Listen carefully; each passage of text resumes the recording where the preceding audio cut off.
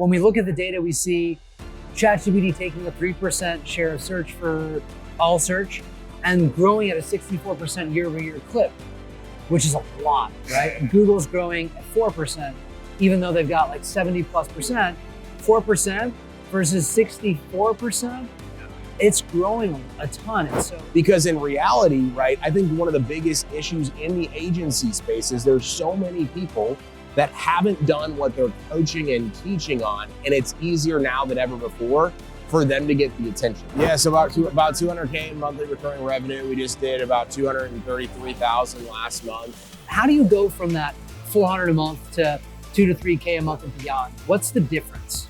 You can't just have one line in the water and expect everything to blow up and stay consistent because of how algorithms change and ad spend can go up or down. I think as a marketer, you can no longer be a single channel marketer. Yeah, absolutely. You can't just do one channel. AI Marketing Podcast.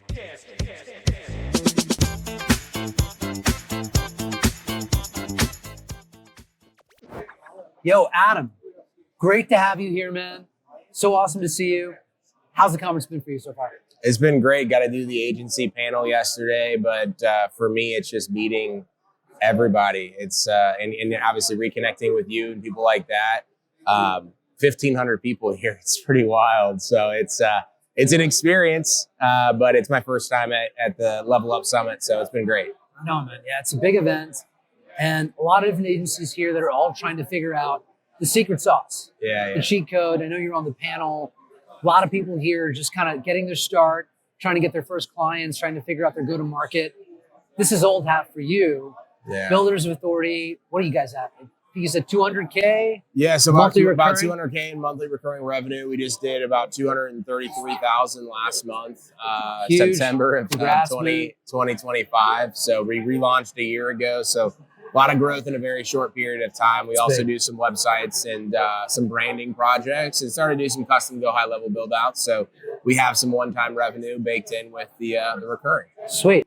And how many clients is that for Builders of Authority? So right around 85. All right. clients. So average sticker like 3K. Give or take, yeah. So right around that, it's been between 2,500 and 3,000 a month MRR. And what do they get for that monthly? Yeah, so other than 2 clients, every client is baked in with SEO, and then we'll typically stack on Google ads or Facebook ads or a combination of both of those things. And then we typically will have, more extensive SEO packages. Let's say if they have multiple locations, so multiple Google business profiles that we're managing, or they just have one location, but maybe they're in a very specific market that's super competitive. So we're like, hey, we're going to add on more content, more strategy, things like that. Awesome. You made a conscious decision not to go for the churn and burn $400 a month, $500 a month model, to go and really get that, what we would consider to be like a higher ticket client, right? Mm-hmm. A lot of people in here, I think, are more looking at like lower SaaS monthly recurring charges. How do you go from that 400 a month to 2 to 3K a month and beyond? What's the difference? Well, I think a lot of it is like understanding what type of agency you want to run. So when I started back in 2020, I was doing SEO and basic stuff for $4.99 a month, all the way up to $1,500. That was kind of like my max, right? And then you start to deal with those startup businesses or the businesses that are putting their last dollar into their marketing and they need it to work. And they're a pain, right? Yeah. And so when I relaunched the agency last time, part of my growth has been because I had the personal brand, but I built multiple agencies and I kind of knew what I wanted versus what I didn't want. And I didn't have that going in the first time. So I'm like, hey, who are my ideal clients? What was that profile looking like last time that would actually excite me to actually start an agency again? And so that's where I started. Having conversations with a lot of people here, right? I think they're looking at, they're trying to mirror a lot of stuff off of Go High Level, which is great because obviously they have an incredible model, but what they're doing is they're trying to look at where Go High Level's at right now at selling the 97 to the 297. And they're like, hey, I'm going to go do this right now, thinking it's going to blow up overnight. And that's not how SaaS or the agency world works, as you know. Yes. And also, to a large extent, automations if you're just installing the automations in the business, yes, it helps a lot. But businesses need more than just that. They also need strategy. They also need someone that understands that ICP very deeply. Yeah. Do you work with a particular ICP? Are you more generalist? What's your... Yeah, we're about 90% home services and contracting. So like the roofing, the remodeling, to tree services. And what I tell people all the time, what I said on the panel yesterday is, you know, if somebody needs their tree cut down in their backyard or they need a roof, right? Their ideal clients are likely finding them relatively in the same way. Whereas, you know, if somebody's searching for shoes or they're looking for a restaurant near them, like those are two completely different ICPs, right? Of the people that I'm working with. So I try to look at the framework of home services in general, not going so niche down. I'm only going to work with tree service companies or roofers. Like I want to work with the industry as a whole to give us some leverage, you know, during times where the industry might be struggling or we're going into winter. Well, we're seeing a lot of growth with our remodelers right now because people are like, hey, I'm going to be inside. I want to, you know, redo my kitchen or remodel or whatever. And so that's why I kind of like to diversify as well.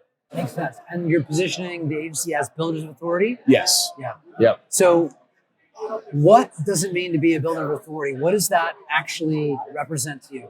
Yeah. So we kind of started it originally back in November of 2023. And it started out by helping entrepreneurs become the authorities in their respective industries in their local market, right? Or on a nationwide basis of like, hey, you want to be the guy or the gal that people think of when they need X, Y, and Z.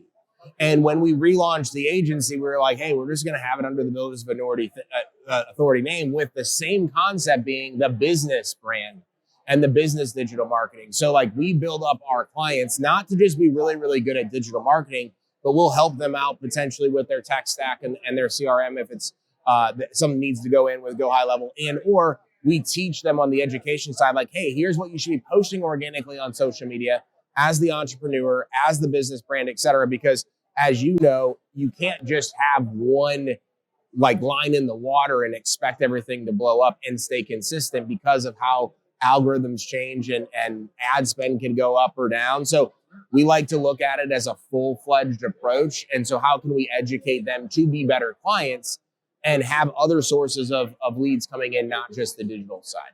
So in some ways, well, obviously it's done for you because you're doing a lot of the marketing for them. Yes. But you're also with you, helping them also take more volition, ownership over them building their local presence in their community as like the go-to guy or gal and whatever that industry is. So a perfect example, we have a custom home builder that's in Arkansas. He came on as a client about 2 months ago, and him and website backend trash. We had to redesign some stuff because the user experience was terrible, and then stack on SEO, and never done SEO before. We started to teach him like, hey, here's what you can be doing from your personal social media channel. He sold a $600,000 home, right? From somebody that found him in a local Facebook group because somebody tagged him after seeing a piece of content like, hey, Dan's the guy. Well, what does that do, right? Now, that's not directly tied back to SEO, but he's like, man, now that unlocks me to be able to invest in SEO longer without needing the immediate, where are all the leads, where are all the rankings, because SEO is going to take time. So it's about being that strategist and partner and consultant to say, hey, we have other aspects that we can teach you on. You're not necessarily maybe paying for that. We're not benefiting from it immediately, but as a byproduct, we're benefiting from it because you're going to pay us for SEO longer, and we're going to continue to give you more education over time. There's more longevity. Yeah. Yeah, makes sense. And also some appreciation there too, because you're really helping his business at a more fundamental level. Yeah. Right? Stronger relationships. Cool. So I know you're a big SEO guy. When we launched Auto about 1.5 years ago, you dropped some of the first case studies we had using the technology with the community. You guys have been long-time Search Atlas customers. Thank you for that. Thank you for the collaboration. It's been awesome. Obviously, in the last year, a lot has changed. Yep. Rewind the clock 1 year ago, search generative experiences, that was kind of a toy. We were just seeing that for the first time. Yep. Now AI overviews are kind of the default. We see them everywhere. Yeah. And we see ads showing up in more AI overviews than ever before. Yeah. And it feels like the landscape is really shifting under our feet. people were talking about visibility in LLMs last year as if it were kind of more of a nice to have, but not a need to have. Yeah. So how are you feeling with all the things that have shifted over the last year? So I'll tackle it from kind of two different aspects of like one, what's real and what's not, right? And so the hardest thing that we have right now is clients reaching out because they saw some marketer, spew random crap on social media to say, hey, there's a new way to do all of this stuff, right? And obviously, as we were talking before about data and case studies, right? Anybody can say anything, but when you have valuable data and insights to be able to prove what you're saying, like that's where my mind is going of like, hey, we want the best results for our clients. Like we're going to test stuff out as much as we possibly can. But in certain aspects, the market is shifting because people are creating a new niche inside of SEO, right? So there's more conversation about all that stuff. But what we have found that's actually worked is just like continuing to go do the really, really good SEO that you've always needed to be doing, plus coupling that with the brand building, making sure you're getting reviews, making sure you have all of your citations, social media profiles, all of those things. And then publicity, right? With PR. Like a lot of that stuff is getting pulled into those LLMs. So we're testing stuff out internally to try to figure out like what's actually real versus what's not. But what we're having to do is whether we're trying to sell a new client for our services or a client of ours reaches out and says, hey, I saw somebody make a post on social media about this. Like, are we doing this? Why aren't we doing this? A lot of it is kind of like back in the day. I mean, it still happens, right? But back in the day where all of your clients would get the random spam emails from whatever country was sending out, hey, we have an audit of your stuff on SEMrush or whatever the random tool is, right?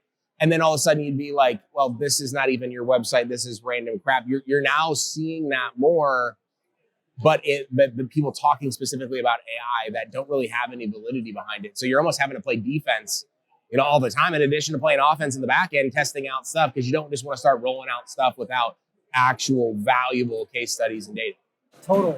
I think one of the most common questions that we saw started to come up more and more in our work with our enterprise customers, and we hear this from our agency community all the time, is what about the LMs? How are we being found in ChatGPT? Even if it was wrong a year ago to think about it, when we look at the data, we see ChatGPT taking a 3% share of search for all search and growing at a 64% year-over-year clip, which is a lot. Yeah. Right? Google's growing at 4%, even though they've got like 70+%. 4% versus 64%. It's growing a ton. And so as we can kind of forecast, look into the future, it's important that we understand the dynamics really more as an industry. And unfortunately, there's so many fugazis out there that are just pumping the market with, hey, let me get you found in AI. And what are they doing? What are their strategies? It's all kind of not really real, and not a lot of them really have real case studies. They'll plug in a ridiculous keyword like, what is the best home, let's say like home remodeler in this tiny little like street, right? In like Little Rock, Arkansas, on a street. And obviously there's only one answer to that. And they go super, super long tail. And then they share it like they're a genius. Right. And I've seen this crap all over. And yet we need a model, a framework as an industry to do that. So I'm not seeing enough real case studies. I'm not seeing enough real thought leadership in the space going deep into the data science, going deep into the experiments, going deep into case studies yet. And yet we know we need this as an industry more. So that's been something that we've been doing a big focal point on. We did a LLM visibility challenge a couple of weeks ago, had about 500 people on there and shared a bunch of research. That's awesome. And like real case studies, right? And obviously like for any agency, if you say you can do it, show me your data, show me your case study for yourself, right? And so we try to always lead by showing our data and how we've been able to make it work. And I do think that there's some cool opportunities right now for us as like an industry and agencies to actually speak to that and be able to get predictable results for businesses. But it's hard, I think, like as an agency to really own that as part of your service offering and say, we do this now, right? And be honest about it. Well, and I think it kind of goes to one of the things that I spoke on yesterday on the agency panel as a whole is we're talking about SEO and LLMs and all that stuff, but it really comes down to like the agency space in general, right? Where there's so many people out there talking, hey, I'm doing all of this revenue and I'm doing all of this stuff. And then you actually like look inside of their business and their agency and they're not. Well, then you've been taking information and trying to build your agency based off of what somebody made on a YouTube video and posted a picture in a random pool in front of this car. And then you realize all they're doing is selling something else, but they've actually never built what you're trying to build. And so now, right, having rebuilt this agency and doing all of the different things, like I've started to share the tools I've been using and started to share like, hey, here's literally my numbers. Here's what I've profited. Here's what I've spent my money on. Because in reality, right, I think one of the biggest issues in the agency space is there's so many people that haven't done what they're coaching and teaching on. And it's easier now than ever before for them to get the attention. And so it's important to surround yourself with the right people that are building what you are trying to build and have built it so you can go get that information without trying to go through 10 people and only one of them has any sort of legitimacy behind it. The guy that shows up number one on YouTube may not be the guy that actually knows the thing. Yeah. And even some of the tactics that they share, like this is how you get into AI and there's the Claude artifact. Well, that loophole closed. So now what do you do? Right? So there's a lot of that. And I think also the stakes have really never been higher. Yeah. We're in this digital Darwinism era right now, where yes, like I'm with you 100,000%. Google and search and local SEO for local businesses, 100% still where we have to focus. Yep. But we also know how the landscape is shifting. We're seeing Google. I say that there's kind of 3 rules to Google economics, right? Rule number 1 is that the house always wins. Right? There will always be more AI overviews next year than this year. It's always going to go up. Rule number 2, Google's always going to send more clicks to ads. And rule number 3, Google is always going to send more clicks to their own properties, including YouTube. Yeah. Oh, yeah. Right? Well, so we've even noticed a little bit of a downtick in overall Google business profile calls. And I don't know if you saw it recently where they took out on the map section, you can't now click to call anymore on the organic listings, but you can only click to call on the location-based Google ad. So by default, right, more people are like, well, crap, I typically wouldn't actually probably go with the ad first, but there's only one business of these 4 in the map pack that I can just click the call. Yeah. People are so lazy, they're actually not going to go and try to go to your profile and go do that.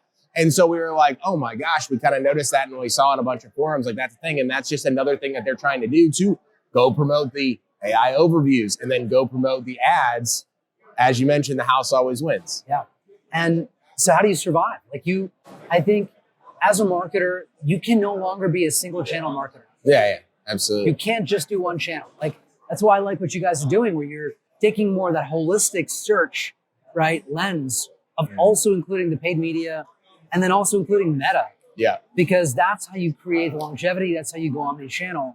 And that's also why I think when it comes to automation and AI, as agencies, we need to be thinking about how do we do this across all channels at the same time and really fight to preserve our visibility because it's being taken away, right? Yep. So that's a big challenge. And I think that going into next year, also, I think we got to think more about CRO. How do we make the site more able to convert? Yep. And then also, and I think this could be a big theme of late 2026 into 2027 is agentic search, right? Last week, Shopify dropped ACP, the Agentic Commerce Protocol, and that's sort of the beginning of the end of websites as destinations, right? People are just sort of having agents go do their search for them. Yeah. In terms of your search behavior, are you using more ChatGPT than Google these days? I wouldn't say a ton. I'm also very habit oriented and it takes me a long time to do something new. So I haven't necessarily done it, but what I would say is for me, it's more education based. where I'm going to go learn now more stuff where I used to go to YouTube to watch videos, or I used to go to Google to type something in. Like when it is, hey, I want to go learn this thing, I can be very specific there and it get me what I used to have to go sift through all these different places to go do. But when it comes to like localized stuff, or I'm like, hey, looking for a restaurant or looking for a provider of X, Y, and Z, I haven't really adopted it there. But I'm always usually like one of the last people to go make that next pivot myself. I still use Google Maps for local. Yeah. I think it's still by far the best, and I don't think that will change. Yeah. For search, I've shifted to using a lot more chat because I just don't always like the blue links, and I don't like the AI overviews either. Right? You can't like basically generate AI with Google. Yep. And so I think it's interesting to see how that behavior is going to keep evolving and shifting. And and it's also interesting to talk to people about just how are they using all the AI tools these days. Because amongst marketers, you know, you got some people that are like, no, I don't use Google. I don't use ChatGPT. I use TikTok. And I'm like, bro, like, who are you? Like, what do you buy? You know? But it's all interesting, you know, it's all interesting. So I'm curious for you, just to kind of close on this a bit. When you look into next year and you're thinking about your agency, what are some of the calculated bets that you're making, that you have a lot of conviction in, that you think is good for other people to be aware of as well? Yeah, I think the biggest thing, so we brought on 2 people recently that just focus on technology, mainly go high level build outs, and then also connecting our clients' project management systems into go high level and or into our software of what converts for the call tracking and all of that stuff. Main reason being is that I think it's important now more than ever to make sure that you have that stickiness of you're not just generating them the lead, and you're not just getting that lead to a sale with like a go high level, but you're actually making it work inside of how they do business on a daily basis. And so I think so many people have done the GHL stuff, which is great, like continue to go do that. But if all you're doing is helping your clients generate and sell more business, but then it caused chaos inside of their operations, well, you've almost created even a bigger problem for them. So taking that next step to say, hey, we're not just going to go generate you more leads. We're not going to focus just more on AI and how to rank there and everything that's happening there. And we're not just going to focus on the lead follow-up to make sure you're getting more deals closed. We're actually going to make sure it works for you and make sure that it's inside of your ecosystem to be able to be looked at as more of that consultant and partner than just another marketer. So, you know, our churn this time around has been less than 3%, which was way less. Monthly churn. Yeah. So we've been focusing on like the higher ticket, which has produced higher end clients, but also making sure we're looking at it from ROI from the get-go, not clicks, not impressions, not keyword rankings, ROI, and making sure that everything works all the way through. So that's, I think, going to be the big, play for us in 2026. And the reason why I'm doing that is because not that nobody's talking about it, but everybody's focused on the AI stuff. Everybody's focused on all of that. Like, that's going to work itself out. But I want to differentiate myself to where it's like, hey, we're being better for the business, not just generating more leads, not just closing more deals, but actually being a better business on the inside. That's great. We'll see. You got the people on the technology side to do the technology work. Yes. But the thing is, ultimately, unless you have someone focusing on the people and the business to actually drive revenue up, you're not really helping the business grow, and they're going to churn eventually. Yes. So that's awesome, man. Yeah. I appreciate you sharing your wisdom, your insights. Yeah, of course. And great to hang out with you a bit here as well. Yeah. Man, thanks for being on the pod. Thanks for having me, man. Appreciate you.